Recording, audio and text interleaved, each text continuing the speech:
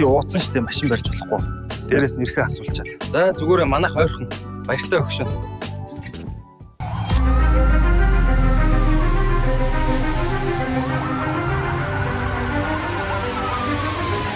Эрүүгийн хуулийн тусгай ангийн 27-гийн 10 дугаар зүйлийн 5 дахь хэсэг зааснаар шүүгдэгчийг гэмт хэрэг үйлдсэн тооцсон.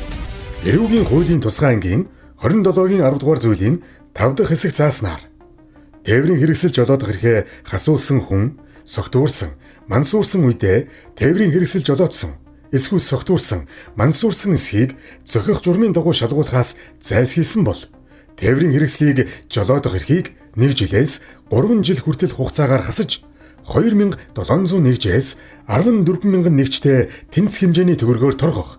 Эсвэл 240 цагаас 720 цаг хүртэл хугацаагаар нийт тусдаа ажил хийлгэх.